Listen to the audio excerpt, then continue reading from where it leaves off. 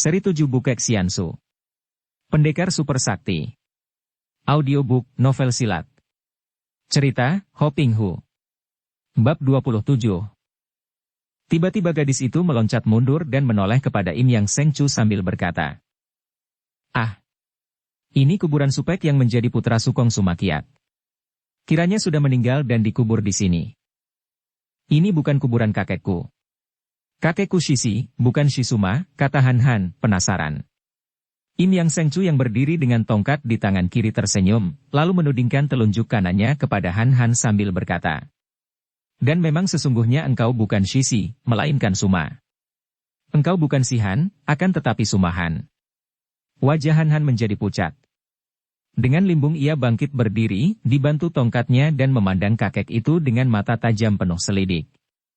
Diam-diam Im Yang Sengcu menaruh hati iba kepada pemuda ini. "Marilah kita duduk dan dengarkan penuturanku, Sumahan." Han Han dapat menekan gelora batinnya dan dengan muka masih pucat ia duduk di depan kuburan itu. Kim Chu yang memegang lengan Han Han duduk di sebelahnya sedangkan Im Yang Sengcu duduk pula di atas batu, menghadapi mereka.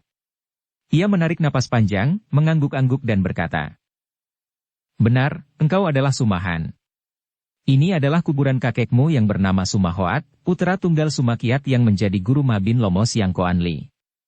Jadi Sumakiat adalah kakek buyutmu, sedangkan Toat Beng Chiu Sianli tadi, yang menjadi selir Sumakiat, adalah nenek buyutmu." Han Han mendengar kata-kata ini seperti dalam mimpi.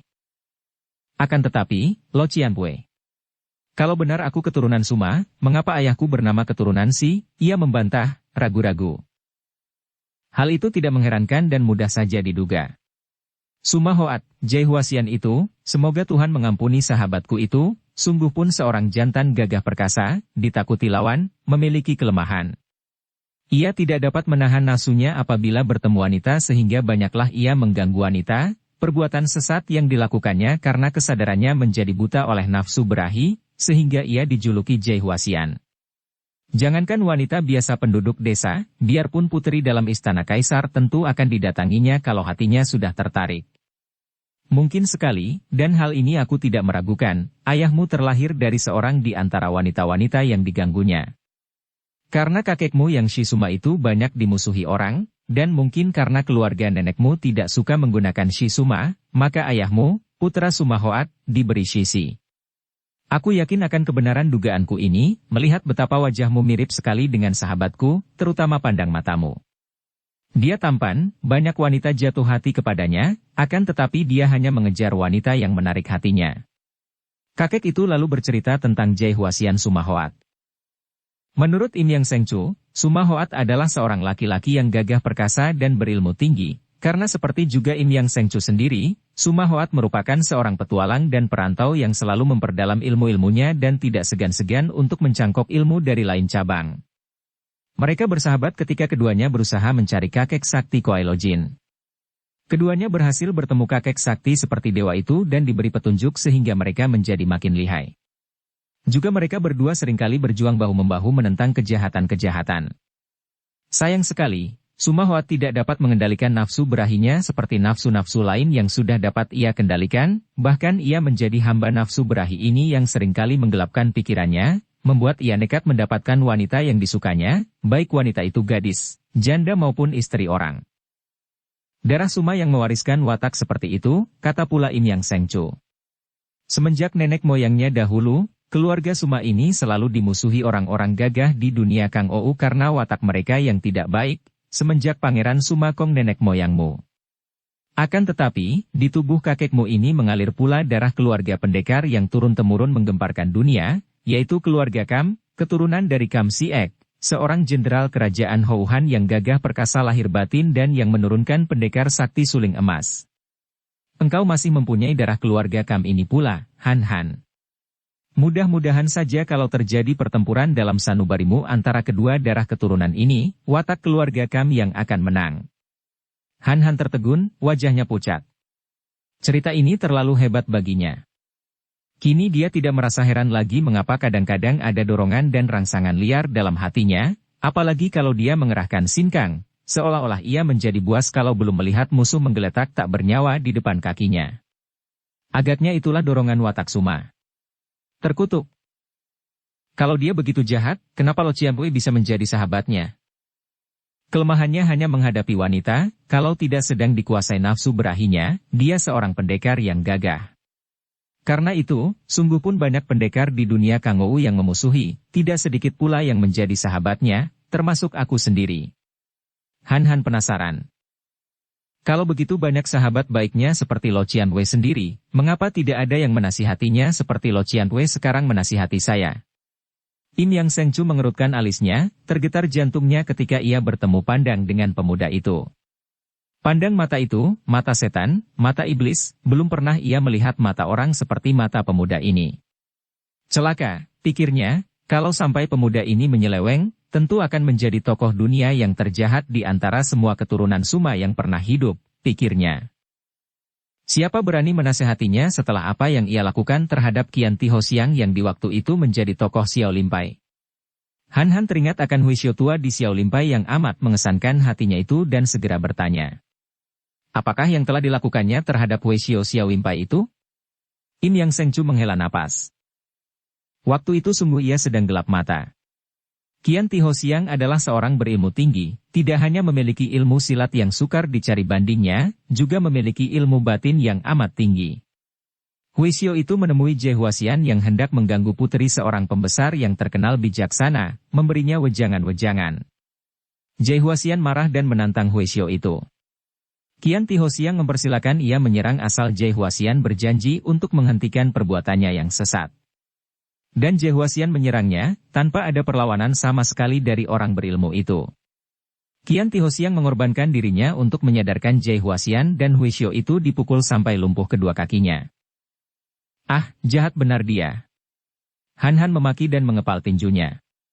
Kiranya, Hui Xiao tua yang mengesankan hatinya itu lumpuh kedua kakinya karena dipukul kakeknya sendiri, sengaja mengorbankan diri untuk menyadarkan kesesatan kakeknya yang jahat. Dia adalah kakekmu sendiri. Im Yang Sengcu memperingatkan sambil mengerutkan keningnya. Dia boleh 1000 kali kakekku, akan tetapi kalau dia melakukan perbuatan-perbuatan sesat seperti itu, aku tetap akan mengutuknya, kata Han yang marah sekali. Kemudian ia menggerakkan tongkat di tangannya, memukul ke arah batu nisan. Bres! Batu nisan itu hancur berkeping-keping terkena pukulan tongkat Han. Im Yang Sengcu terbelalak menyaksikan betapa pemuda itu dengan senjata hanya sebatang ranting dapat menghancurkan batu nisan, padahal ia melihat sendiri bahwa ranting itu hampir tidak menyentuh batu nisan. Jelas bahwa pemuda itu telah menghancurkan batu nisan dengan tenaga sinkang yang amat luar biasa kuatnya. Kenapa engkau merusak nisan kakekmu sendiri yang kubuat dengan sengaja agar namanya tidak lenyap? Im Yang Sengcu bertanya dengan suara dingin. Jelas terdengar dari suaranya bahwa ia marah. Dengan bersandar pada tongkatnya, Han menoleh kepadanya. Saya menghaturkan banyak terima kasih atas segala kebaikan Lo Qianwei, juga terhadap kuburan kakek saya. Akan tetapi nama seperti yang dimiliki kakek saya perlukah dipertahankan? Hanya akan mendatangkan aib dan noda saja pada keturunannya. Suara Han terdengar penuh kepahitan ketika ia mengucapkan kata-kata terakhir, keturunannya, itu, ketika ia teringat betapa sesungguhnya ia adalah keturunan seorang yang begitu bejat akhlaknya. Im Yang Sengcu juga kelihatan marah. Orang muda, engkau sombong. Biarpun kakekmu tersesat dalam hal kelemahannya terhadap wanita, namun aku sebagai sahabat baiknya maklum betapa dengan susah payah ia melawan pengaruh jahat yang mengalir dalam tubuhnya sebagai darah nenek moyang Suma. Engkau pun hanya seorang manusia yang tentu memiliki kelemahan-kelemahan. Kalau engkau tak dapat memaafkan kakekmu sendiri, bagaimana engkau akan dapat memaafkan orang lain? Hendak kulihat engkau kelak apakah lebih baik daripada Suma Hoat. Setelah berkata demikian, Im Yang Sengcu melesat pergi dan lenyap dari situ. Han menghela napas panjang dan merasa menyesal bahwa guru Sin Kiat itu pun marah kepadanya. Melihat Han termenung dengan wajah keruh, Kim Chu mendekatinya dan menyentuh lengannya. Han, biar semua orang marah dan tidak suka kepadamu, ingatlah bahwa di sini masih ada aku yang selamanya takkan dapat membencimu. Hati Han seperti dibetot-betot dan ia memeluk gadis itu yang membenamkan mukanya di dadanya yang masih panas karena kemarahannya tadi. Sampai lama mereka berada dalam keadaan seperti itu, kemudian Kim Chu dapat menguasai hatinya, melepaskan pelukan Han dan berkata, "Marilah kita cepat pergi dari tempat ini." Bisikannya mengandung perasaan takut. Jangan takut, Kim Chu. Kalau sampai gurumu muncul dan hendak mengganggu kita, kita lawan mati-matian. Aku tidak takut, Han Han, hanya aku merasa ngeri kalau harus berpisah denganmu. Marilah kita pergi. Dua orang muda itu melanjutkan perjalanan. Biarpun keduanya tidak takut lagi menghadapi ancaman Toat Beng Chiu Xianli, namun mereka juga bukan orang-orang nekat yang ingin mencari mati. Mereka mengambil jalan melalui hutan-hutan dan mendaki lereng yang tersembunyi agar jangan sampai bertemu dengan nenek itu. Han Han, kesehatanmu belum pulih kembali. Kalau kita melanjutkan perjalanan terlalu lama, tentu engkau akan jatuh sakit. Maka, kurasa lebih baik kita mencari tempat persembunyian dan tinggal dulu di tempat itu sampai kesehatanmu pulih. Bagaimana? Han Han mengangguk. Terserah kepadamu, Kim Chu. Akan tetapi di mana kita mencari tempat yang baik? Kim Chu tersenyum. Manis sekali wajahnya setelah kini mereka terlepas dari bahaya dan ia dapat tersenyum dengan hati lapang. Kau tahu, dahulu ketika kita mendapat waktu libur dan diperbolehkan pergi untuk beberapa hari, setelah bertemu dengan engkau yang tidak mau kembali, aku lalu pergi mendaki sebuah puncak di antara puncak-puncak pegunungan ini dan bersembunyi di sebuah goa yang amat tersembunyi. Tempat itu indah sekali, goa itu merupakan terowongan yang menjurus ke tepi jurang yang tak berdasar saking tingginya. Tak seorang pun akan datang ke tempat itu. Mau apa engkau dahulu bersembunyi di tempat itu? Wajah Kim Chu menjadi merah. Mau menangis? Han Han memandang wajah cantik itu dengan mata terbelalak heran. Menangis? Menangis saja mengapa mencari tempat yang tersembunyi? Kim Chu mengangguk. Ya, biar tidak ketahuan orang. Aku kecewa sekali melihat engkau pergi tidak mau kembali, dan aku menangis di sana sampai kedua mataku bengkak-bengkak. Ah! Kim Chu! Kim Chu! Han Han makin terharu menyaksikan betapa gadis ini sejak dahulu telah jatuh cinta kepadanya. Dan ia pun merasa heran bukan main melihat perubahan dirinya. Mengapa kini ia mudah terharu, mudah berduka? Padahal dahulu ia tidak pernah selemah ini. Dan ketika ia marah-marah tadi, menghancurkan batu nisan kakeknya tidak timbul kepuasan untuk membinasakan orang. Kemarahannya tadi masih terkendali dan ia menghancurkan batu nisan dengan sadar. Ia menunduk, memandang kakinya yang buntung.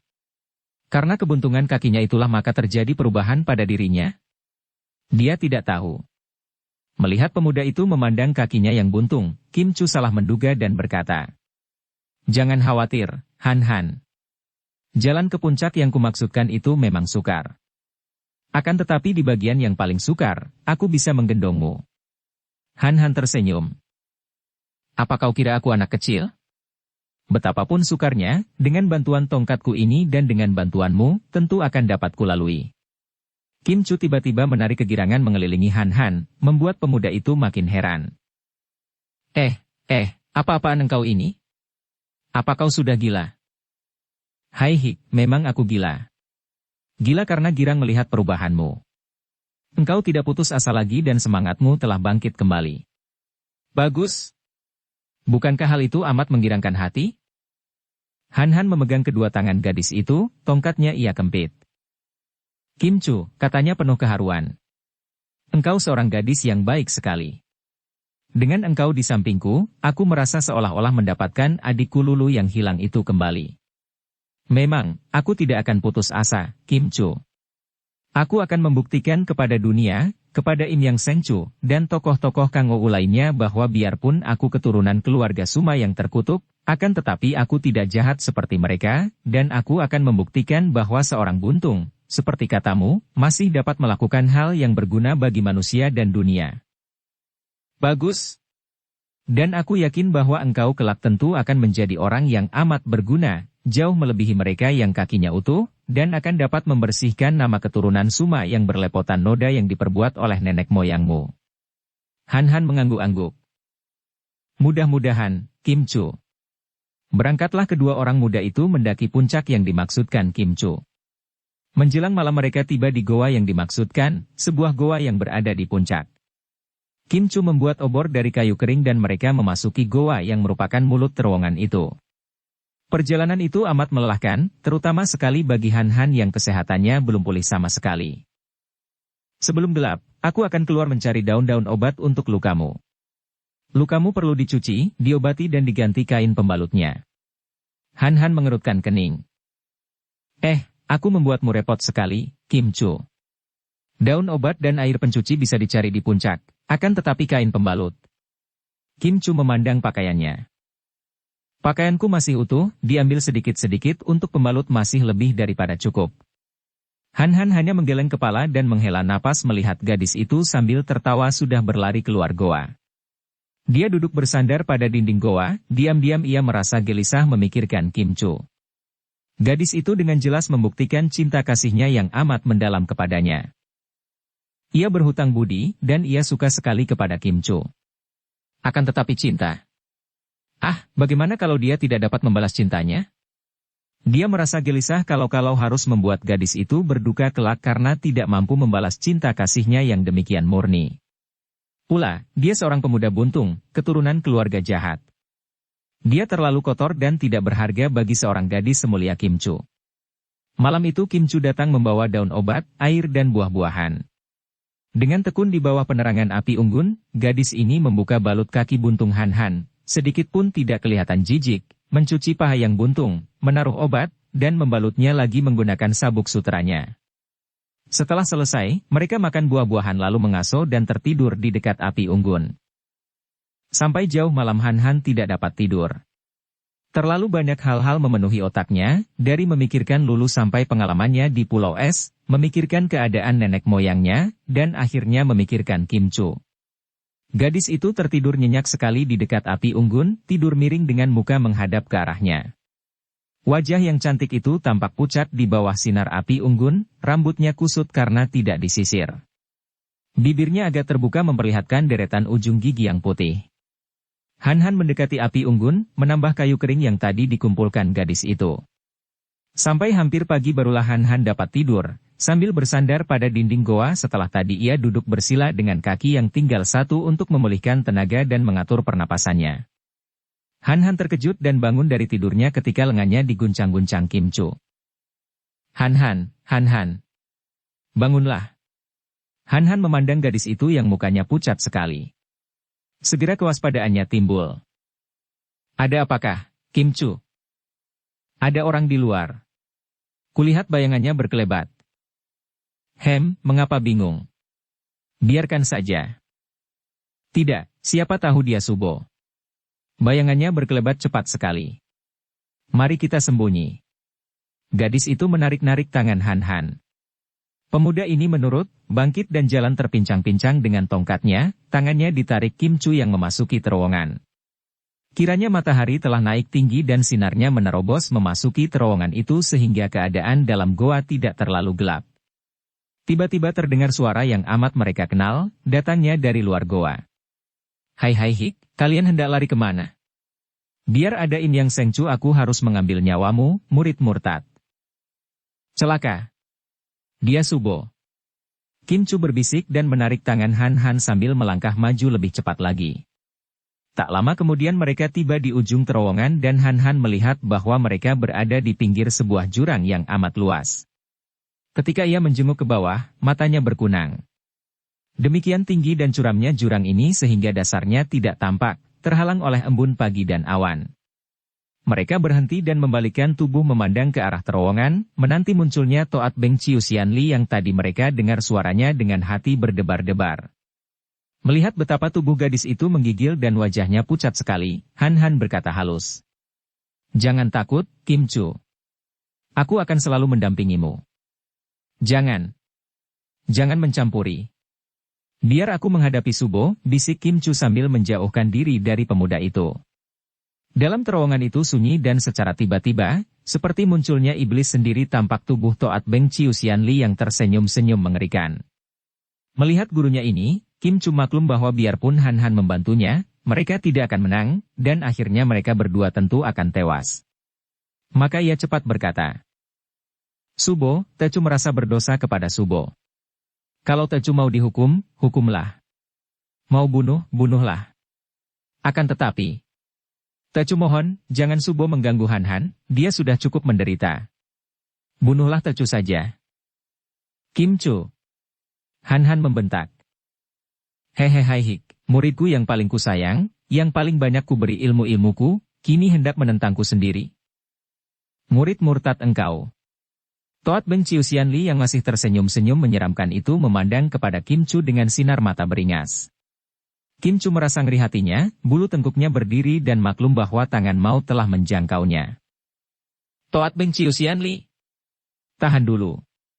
Jangan kau membunuh Kim Chu. Han Han membentak marah sambil maju terpincang-pincang. Bocah buntung, kau tunggulah giliranmu. Bentak Toat Beng Ciusianli sambil terkekeh dan tiba-tiba tangan kirinya bergerak. Sinar berkilauan menyambar ke arah Kim Chu dan itu adalah sebuah gelang rantai anting-antingnya yang kini dipergunakan sebagai senjata rahasia yang menyambar dengan kecepatan kilat ke arah gadis itu. Kim Chu memang tidak ingin melawan, maka dia berdiri seperti arca menanti datangnya senjata rahasia yang menyambar ke arah dahinya untuk merenggut nyawanya. Kim Chu. Han Han berteriak ketika melihat betapa gadis itu sama sekali tidak berusaha menghindarkan diri dari sambaran senjata itu. Han Han lupa diri dan lupa bahaya, melepaskan tongkatnya dan langsung meloncat ke depan menubruk Kim Chu pada kakinya dengan maksud menghindarkan gadis itu daripada ancaman maut. Han Han. Kim Chu. Hehehe, hai hik. Toat Beng Ciusianli terkekeh ketika melihat tubuh kedua orang muda itu tergelincir ke bibir jurang. Han Han memang berhasil menyelamatkan Kim Chu dari sambaran senjata rahasia. Akan tetapi ia membawa Kim Chu bersama-sama terjerumus ke dalam jurang yang tak tampak dasarnya. Perlahan-lahan Toat Beng Ciusianli melangkah ke pinggir jurang, menjenguk ke bawah lalu tertawa lagi, akan tetapi suara ketawanya kecewa. Sayang, kalau dia bisa membawaku ke Pulau Es.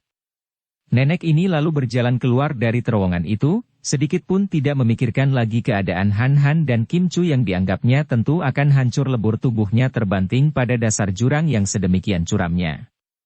Biarpun Toat Beng Ciusianli seorang nenek yang amat lihai dan pengalaman hidupnya sudah 100 tahun, namun ia sungguh lancang kalau berani menentukan mati hidup manusia. Hidup dan matinya manusia berada sepenuhnya di tangan Tuhan. Kalau Tuhan menentukan seseorang harus hidup, biar dia dihujani selaksa batang anak panah, ada saja sebabnya yang membuat ia lolos dari bahaya maut. Sebaliknya kalau Tuhan menghendaki seseorang harus mati, biar dia bersembunyi di lubang semut, tetap saja maut akan datang menjemput tanpa dapat dihindarkan lagi. Kim Chu sudah hampir pingsan ketika tubuhnya meluncur ke bawah. Tenaga luncuran itu sedemikian kuatnya sehingga tidak mungkin mempergunakan ginkang dan kepalanya menjadi pening, napasnya seperti terhenti. Masih dapat dilihatnya bayangan tubuh Han Han berkelebat mendahuluinya karena tubuh Han Han yang lebih berat itu lebih cepat lagi tenaga luncurannya, apalagi Han Han terdorong oleh tenaga loncatannya ketika menolongnya tadi. Teringat akan Han Han, Kim Chu menjadi sadar kembali dan ia menjerit panjang. Han Han. Seakan-akan tidak akan ada akhirnya tubuhnya meluncur ke bawah dan Kim Chu yang sudah setengah pingsan itu terheran apakah dia tidak sudah mati dan kini yang melayang-layang turun itu adalah nyawanya. Terbayang dalam otaknya akan dongeng yang pernah didengarnya bahwa sorga letaknya di atas, sedangkan neraka di bawah. Kalau begitu, apakah nyawanya sedang melayang menuju ke neraka? Ia merasa ngeri, akan tetapi ia teringat akan Han Han. Kalau di neraka ia akan bertemu dan berkumpul dengan Han Han biarlah ia menuju ke neraka. Biur. Kim Chu merasa seolah-olah tubuhnya remuk dan ia tidak ingat apa-apa lagi. 3 hari 3 malam kemudian, pada pagi harinya, Kim Chu membuka mata. Tubuhnya masih terasa nyeri semua, akan tetapi ia dapat menggerakkan kaki tangannya dan membuka matanya. Pomitohut, Nona sudah sadar. Pomitohut, syukurlah. Terdengar suara halus. Kim Chu menoleh ke kiri dan melihat seorang Niko yang kepalanya gundul kelimis, sikapnya halus, mukanya menyinarkan kebahagiaan batin, tersenyum memandangnya. Niko ini usianya tidak akan kurang dari 60 tahun, namun wajahnya halus dan merah penuh kesehatan dan ada sesuatu dalam gerak-gerik Niko ini yang membuat ia tampak seperti seorang dewi. Xian Kou. Seorang dewi penjaga hukuman di neraka, tanya Kim Chu yang masih menduga bahwa dia kini telah berada dalam neraka. Sungguh pun ia heran mengapa neraka begini bersih dan enak, dalam sebuah kamar yang bersih dan dia rebah di atas dipan yang bertilam putih bersih pula. Pomitohut. Memang dunia ini neraka bagi yang belum sadar, anakku, akan tetapi sorga bagi yang telah sadar. Engkau masih hidup, Nona. Tian belum menghendaki engkau mati. Serentak Kim Chu bangkit duduk dan tidak memperhatikan tubuhnya yang nyeri semua rasanya. Aku masih hidup? Han Han. Di mana dia? Han Han. Ia menjerit, memanggil nama itu. Niko itu bangkit berdiri mendekatinya dan menaruhkan tangannya yang halus di pundak Kim Chu. Tenangkan hatimu, Nona. Engkau belum sembuh benar, tidak baik banyak bergerak. Berbaringlah kembali. Suara itu halus sekali, namun mengandung wibawa yang tak mungkin dapat dibantah sehingga Kim Chu merebahkan tubuhnya lagi di atas dipan. Akan tetapi, tolonglah beritahu, Subo. Di mana Han Han? Han Han siapakah yang Nona maksudkan? Han Han. Temanku. Kami berdua jatuh dari atas, dan kalau aku masih hidup dia tentu hidup pula. Ah, di mana dia? Niko itu menggeleng-geleng kepalanya. Sukar dipercaya ada orang yang jatuh dari atas tebing gunung itu masih dapat hidup seperti engkau, Nona. Engkau telah berada di sini 3 hari 3 malam, pingsan. Dan Pini, aku tidak pernah mendengar tentang temanmu yang bernama Han Han itu. 3 hari 3 malam? Dan Han Han tidak ada? Ah, mana mungkin? Subo, tolong ceritakan, apakah yang sesungguhnya telah terjadi? Nona, sebaiknya kau ceritakan dulu kepada Pini bagaimana engkau tiba-tiba saja jatuh dari atas, seperti dari langit saja. Kalau dia masih hidup, lebih baik dia tidak bercerita tentang dirinya, karena kalau hati ini terdengar oleh Toat Beng Chiu Xianli, tentu nenek itu akan mencarinya, demikian pikirnya. Aku dan temanku ikut berjalan di atas tebing, dan aku tergelincir, dia berusaha menolongku dan kami terjerumus ke bawah. Aku tidak ingat apa-apa lagi. Subo, ceritakanlah bagaimana aku dapat berada di sini. Dengan sabar Niko itu mengambil sebuah mangkok dari atas meja. Kau minumlah obat ini dulu, Nona. Minumlah. Karena maklum bahwa ia ditolong oleh Niko ini, maka tanpa membantah Kim Chu minum obat yang pahit rasanya itu sampai habis, kemudian ia rebah kembali, siap mendengarkan cerita Niko tua yang ramah dan amat halus tutur sapanya itu. Menurut nalar orang yang jatuh dari tempat setinggi itu tentu mati. Akan tetapi agaknya Tian menghendaki lain. Engkau jatuh ke dalam sungai Hekho yang mengalir tepat di bawah tebing itu menuju ke timur, masuk ke saluran besar. Sungai itu di bagian bawah tebing amat deras alirannya, dan banyak mengandung batu-batu karang menonjol di permukaan dan di bawah permukaan air. Akan tetapi, Omitohut, engkau agaknya jatuh di bagian yang dalam sehingga tidak terluka. Dan lebih kebetulan sekali seperti telah diatur oleh tangan Tian sendiri ketika tubuhmu yang pingsan itu timbul ke permukaan air, dari jauh kelihatan oleh perahu nelayan yang sedang mencari ikan. Engkau mereka tolong dan melihat engkau seorang wanita, mereka lalu membawamu ke sini. Pini adalah ketua dari Kuan Imbio di sini bersama 7 orang Niko lain, dan karena Pini sedikit-sedikit mengerti ilmu pengobatan, maka Pini cepat mengobatimu. Syukurlah, atas kemurahan Tian, engkau selamat. Akan tetapi temanku itu bagaimana dia? Di mana dia? Tentu telah ditolong pula oleh para nelayan. Akan tetapi tak seorang pun melihatnya dan seperti kukatakan tadi, tempat itu banyak mengandung batu karang.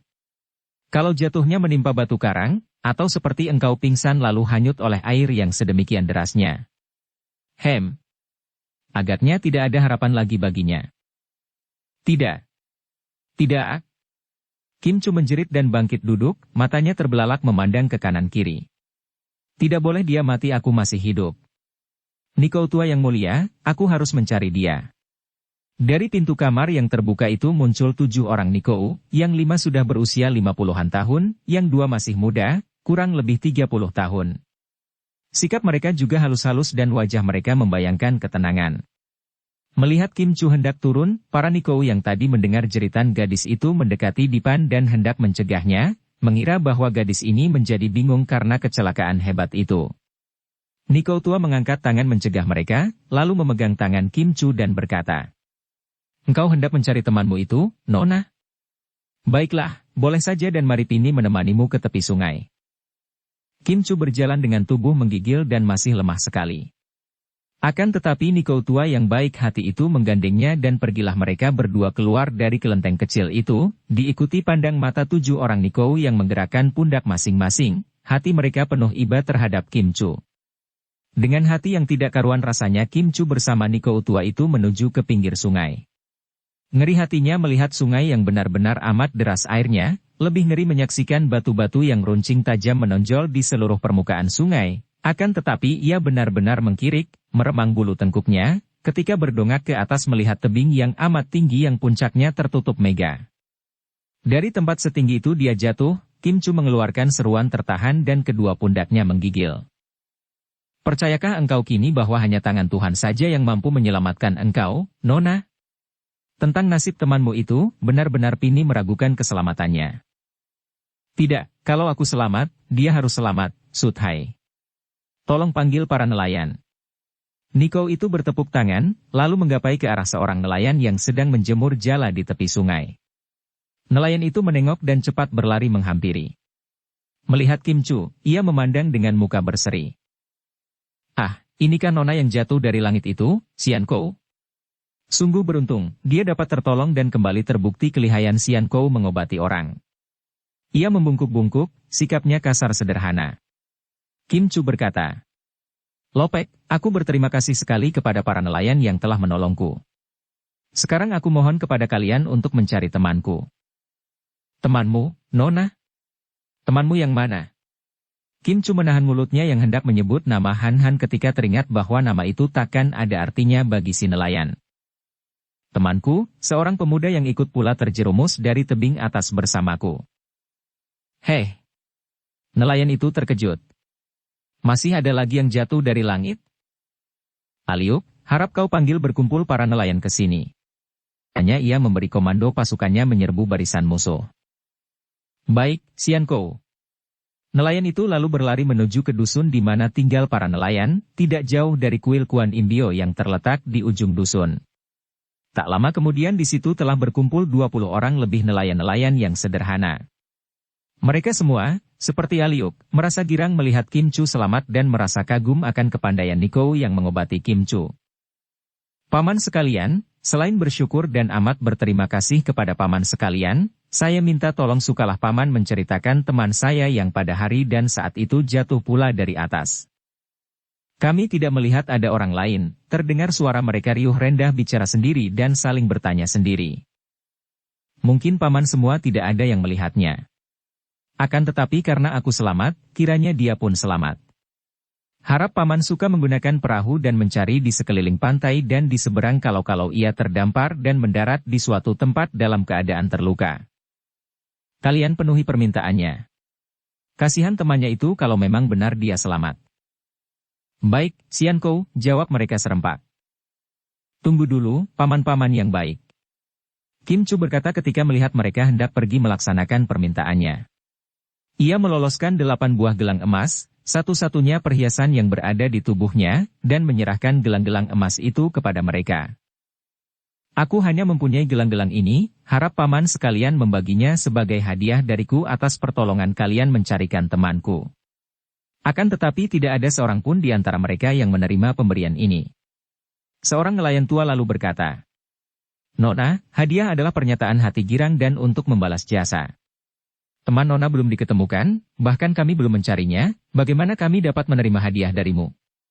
Kalau kami begitu loba, tentu Xian Kou takkan mendoakan rejeki kami dan tentu ikan-ikan pada lari bersembunyi dari jala dan kail kami.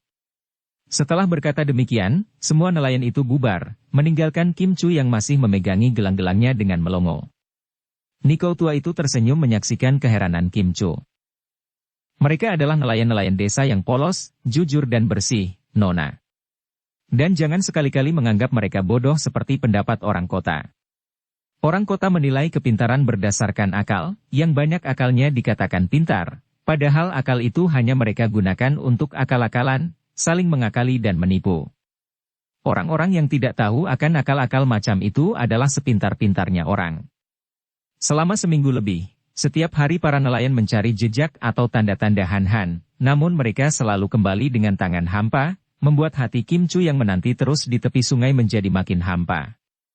2 minggu kemudian, para nelayan menyatakan keyakinannya bahwa kalau pemuda itu benar terjatuh dari atas seperti halnya Kim Chu, tentu tubuh pemuda itu menimpa batu dan hancur lebur, atau tenggelam dan mungkin juga hanyut oleh air sungai yang amat deras. Mereka tidak mencari lagi. Kim Chu tidak mau kembali ke kuil. Selama menanti para nelayan yang mencari-cari, dia selalu ditemani oleh Nikou tua atau kadang-kadang ditemani seorang di antara para Nikou secara bergilir. Makan dan minum pun hampir dipaksa oleh para Nikou, baru Kim Chu mau makan dan minum. Akan tetapi ia tidak pernah kembali ke kuil, tidur pun di tepi sungai. Ketika para nelayan menghentikan pencariannya, Kim Chu seperti gila. Tidak lagi ia mau makan atau minum, tidak tidur. Hanya berdiri atau duduk di tepi sungai, wajahnya makin kurus dan pucat, rambutnya kusut dan matanya sipit dan bengkak karena terlalu banyak menangis sehingga air matanya kering. Beberapa hari kemudian, para Nikou terpaksa menggotong tubuhnya yang menggeletak pingsan di tepi sungai, dibawa kembali ke kuil. Kembali Nikou tua itu yang sibuk mencekokkan obat ke mulutnya sampai ia siuman kembali dan dipaksa makan bubur atau obat. "Mengapa engkau menyiksa hatimu sampai sedemikian rupa, Nona? Dicari lagi pun percuma, agaknya temanmu itu sudah tewas."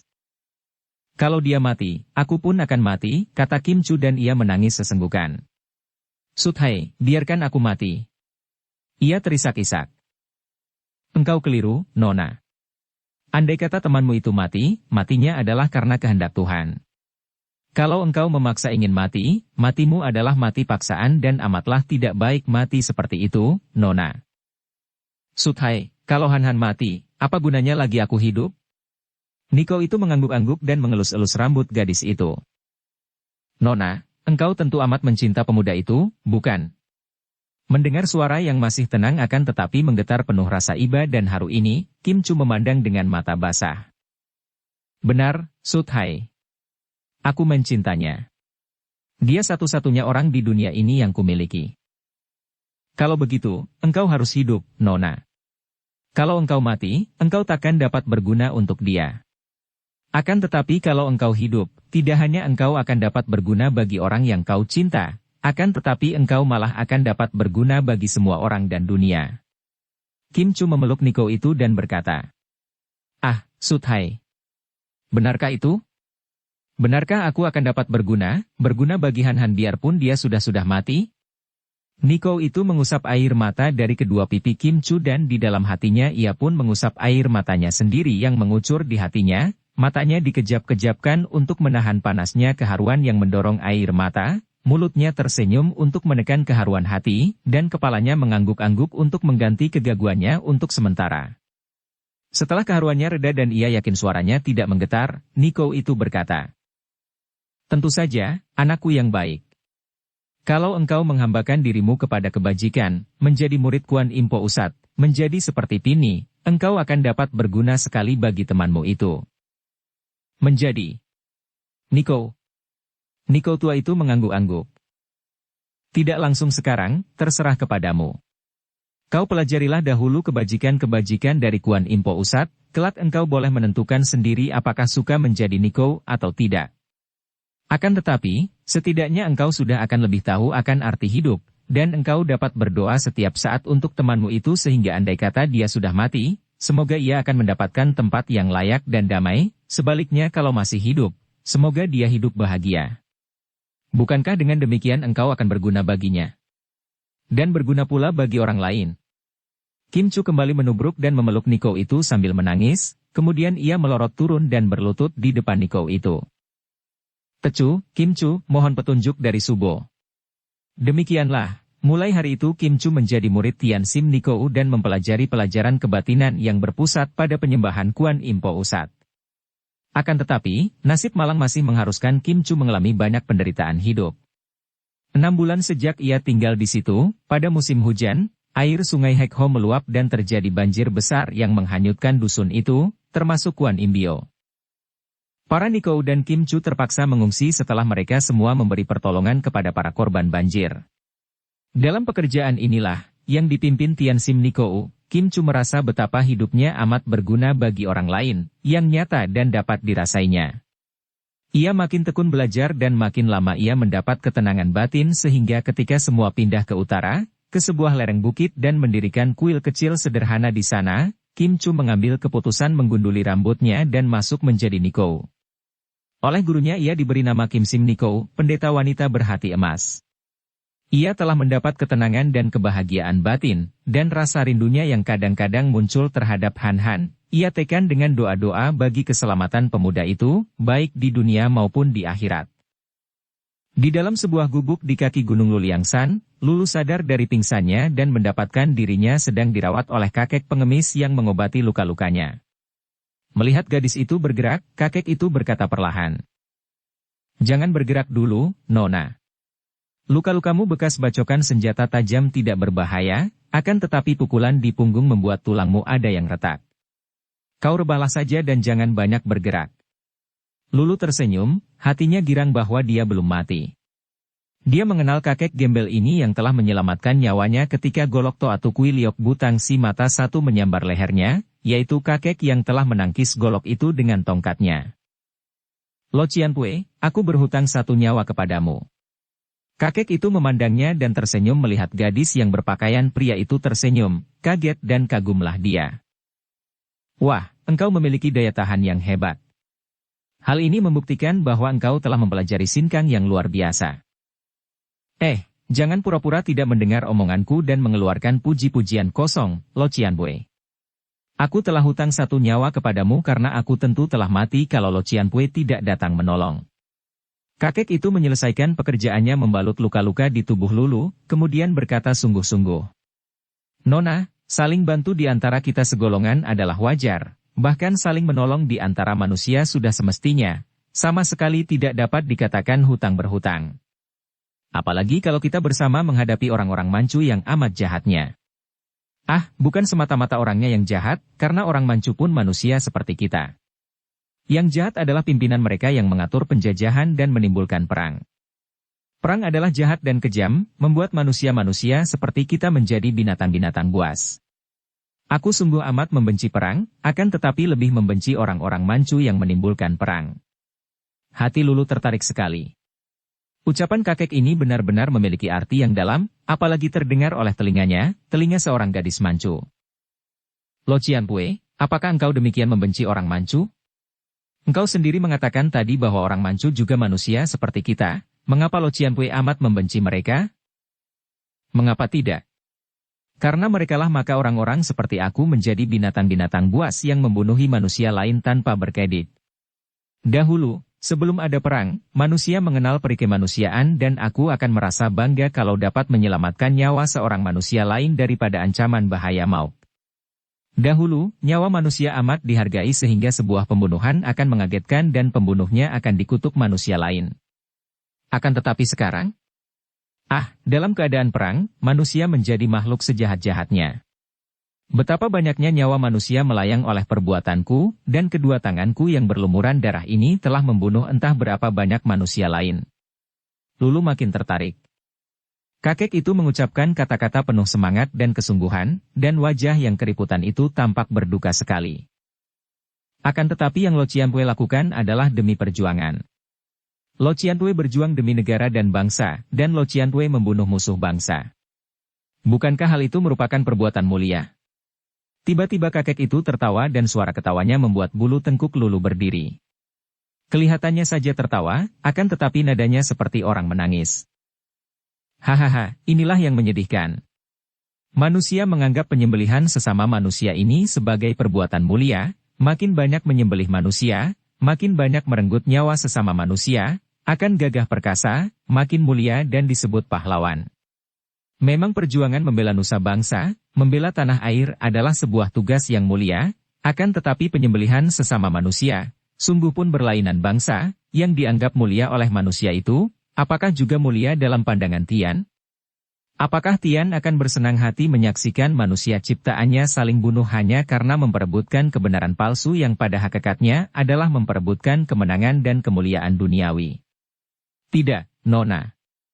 Aku yakin bahwa Tian tidak menghendaki manusia berbunuh-bunuhan, dan aku yakin bahwa penyembelihan antara manusia yang oleh masing-masing golongan manusia disebut mulia dan dipuji-puji ini dikutuk Tian.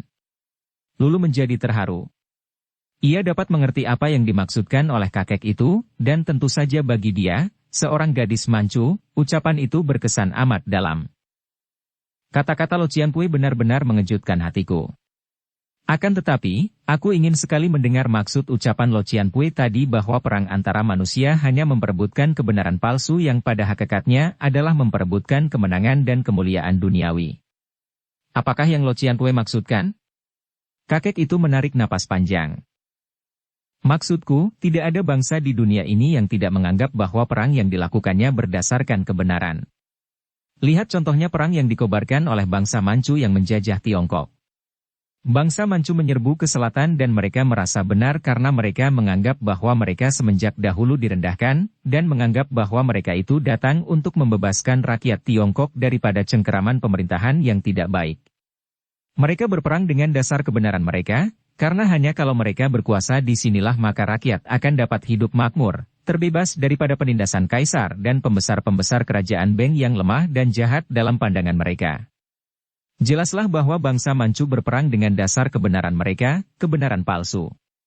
Di lain pihak, kerajaan Beng berikut semua pejuang yang melawan mereka, termasuk aku, mendasarkan perjuangan dengan kebenaran kita sendiri, kebenaran orang mempertahankan tanah airnya, kebenaran negara mempertahankan hak dan kedaulatannya. Padahal, yang diperebutkan adalah kemenangan, dan sesungguhnya lah bahwa kemenangan yang akan mendatangkan kemuliaan duniawi kepada mereka yang menang. Kalau perang hanya terbatas kepada mereka yang bercita-cita, baik para pembesar yang memperebutkan kedudukan, maupun para prajurit yang berperang karena menerima upah, atau pejuang yang berperang karena dorongan cita-cita, masih tidak mengapa. Mereka sudah sengaja ingin terjun ke dalam kancah perang yang isinya menang atau kalah, hidup atau mati. Celakanya, rakyat yang tidak tahu apa-apa menjadi korban keganasan perang. Kakek itu menarik napas panjang, kemudian memandang Lulu tajam-tajam dan melanjutkan kata-katanya. Jahat sekali perang ini akibatnya. Pertengkaran pribadi hanya menimbulkan kebencian, akan tetapi perang menimbulkan kebendaan antara bangsa. Tidak ada lagi pertimbangan antara baik dan buruk, bangsa yang dibencinya karena perang, dianggapnya semua jahat dan semua harus dibasmi. Sungguh menyedihkan sekali karena baru dalam hal inilah ada persamaan pendapat antara orang baik dan orang jahat. Pendeta-pendeta dan perampok-perampok dapat bekerja sama menghadapi musuh. Dalam perang antar bangsa, biar dia perampok yang sekejam-kejamnya kalau sebangsa, dianggap sekutu. Biar sama-sama pendeta kalau menjadi bangsa yang dibenci dianggap lawan yang harus dibunuh. Dan maut yang disebar tidak memandang bulu, tidak mengenal perikemanusiaan lagi. Kebencian melanda dan menguasai hati nurani manusia sehingga menimbulkan perbuatan-perbuatan yang kejamnya melebihi serigala. Membunuh dan menyiksa dianggap perbuatan yang baik dan gagah perkasa. Semua karena gara-gara perang dan andai kata bangsa Manchu tidak mengobarkan perang lebih dulu, tidak akan terjadi segala kekejaman itu. Karena itu, aku membenci orang-orang Manchu yang menimbulkan perang, membenci mereka yang telah membuat aku sekarang menjadi seorang pembunuh berdarah dingin. Kembali kakek itu menarik napas panjang, kelihatan berduka sekali. Lo Cianpui, bukan hanya engkau yang menderita, bukan hanya rakyat Tiongkok yang menderita akibat perang. Juga bangsa Manchu sendiri banyak yang menderita akibat perang ini, perang yang dicetuskan oleh para pimpinan dengan mengorbankan banyak rakyat. Rakyat Manchu yang dipaksa menjadi prajurit, mati di sini tanpa diketahui keluarganya. Betapa banyaknya pula rumah tangga para perwira yang hancur akibat perang, terbasmi oleh musuh mereka yang oleh mereka disebut dan dianggap para pemberontak. Kakek itu mengangguk-angguk, kemudian mengangkat muka memandang. Nona, bagaimana Nona bisa tahu akan keadaan bangsa Manchu? Lulu memandang tajam dan menjawab tenang. Tentu saja aku tahu, Lo Cianpui, karena aku sendiri adalah seorang Manchu. Kakek itu benar-benar kaget mendengar ini dan ia memandang wajah Lulu dengan sikap tegang. Aku adalah seorang gadis Manchu yang menjadi korban perang ini, Lo Cianpui. Ayahku seorang perwira yang terbunuh bersama seluruh keluarganya oleh segerombolan pemberon. Pejuang yang dipimpin oleh seorang bernama Lau Pangcu. Hanya aku yang dibiarkan hidup, dirampas pakaianku, diberi pakaian gembel dan aku dilepas sebagai seorang anak gembel yang hidup terlantar. Ya Tuhan! Kakek itu meloncat ke belakang dan berdiri tegak memandang Lulu dengan mata terbelalak.